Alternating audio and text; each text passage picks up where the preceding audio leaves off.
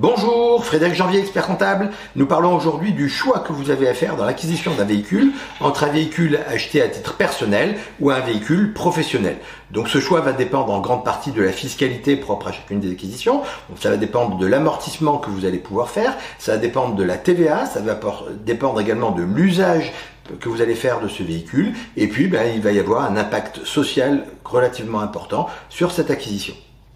On dira qu'un véhicule est personnel lorsque la carte grise est au nom du dirigeant de la société. Ce sera un véhicule professionnel si la carte grise n'est pas à son nom, mais qu'elle appartient donc à la société, qu'elle appartient à un loueur, que ce soit en LOA ou en LLD. L'avantage et les inconvénients d'un véhicule personnel, c'est une fiscalité qui va être très simple, c'est un mode administratif qui va être très simple puisque tous les jours, vous roulez avec votre véhicule et vous refacturez périodiquement à votre société les frais kilométriques que vous avez engagés pour le compte de cette dernière. Vous êtes remboursé sur la base d'un barème fiscal qui est fixé chaque année par l'administration fiscale.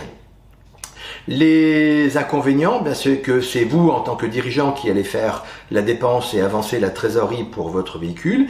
Vous n'allez pas récupérer la TVA si c'est un véhicule professionnel. Et puis, si vous avez des dépenses relativement conséquentes sur votre véhicule, elles ne seront pas déductibles puisqu'elles feront partie intégrante du forfait kilométrique. Donc, la seule chose qui ne sera pas intégrée dans ce forfait kilométrique, ce sont les frais éventuels de parking supplémentaires. Et puis, ça va être les frais de péage lorsque vous utilisez, par exemple, une autoroute. En matière de société de professionnels, là les avantages, c'est que vous allez pouvoir récupérer la TVA s'il s'agit d'un véhicule utilitaire par exemple, et puis vous allez pouvoir amortir le coût de la voiture si vous l'avez acheté, ou passer l'intégralité des loyers de LOA ou de LLD sur la société, qui seront bien déductibles. Alors quand je dis passer l'intégralité, ce n'est pas tout à fait exact, puisque les véhicules, on ne peut pas les amortir sur une base supérieure à 18 300 € s'il s'agit d'un véhicule thermique ou 30 000 € s'il s'agit d'un véhicule électrique. Donc en matière de location, c'est exactement la même chose. On fera un prorata entre la valeur du véhicule que vous avez acheté et la base que je viens de vous communiquer. Donc l'avantage énorme sur cette mode d'acquisition, c'est qu'il n'y aura pas d'avance de trésorerie faite par le dirigeant. L'inconvénient, c'est que si vous roulez avec un véhicule de tourisme, vous aurez une taxe sur les véhicules de tourisme à payer au moins une fois par an. Vous allez l'amortissement, je vous le disais tout à l'heure, sera réduit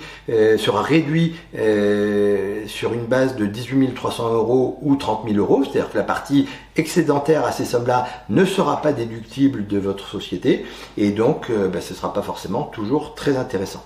Ce que nous pouvons vous recommander, c'est que lorsque vous avez un véhicule neuf et qui n'a pas beaucoup de kilomètres, ce sera plutôt de l'acheter à titre personnel et de refacturer à votre société. Ce sera également le cas si vous avez acheté un véhicule haut de gamme qui ne sera pas déductible en grande partie de votre société, où là aussi vous aurez la possibilité de refacturer les frais kilométriques. Si vous avez acheté un véhicule utilitaire, là pas de doute, vous achetez par le biais de la société votre véhicule, ça vous permettra de récupérer directement la TVA et toute la TVA sur les dépenses d'entretien de ce véhicule.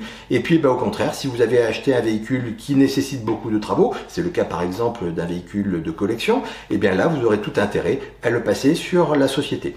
Dans tous les cas, chaque cas n'est pas identique, il faut véritablement faire les calculs pour savoir qu'est-ce qui va être le plus intéressant à court, moyen et long terme sur l'acquisition de votre véhicule, et nous ne pouvons que vous recommander de faire appel à un expert comptable qui vous dira exactement quels sont les enjeux financiers sur cette acquisition. Vous avez des questions concernant l'acquisition d'un véhicule de tourisme, vous n'hésitez pas à poser les questions à votre cabinet comptable, nous sommes là pour vous aider. Vous avez apprécié cette vidéo, vous la likez, vous la partagez très largement autour de vous auprès des chefs d'entreprise qui pourraient y être intéressés. Et puis pour ne manquer aucune actualité, vous n'hésitez pas à vous abonner. À très vite, au revoir.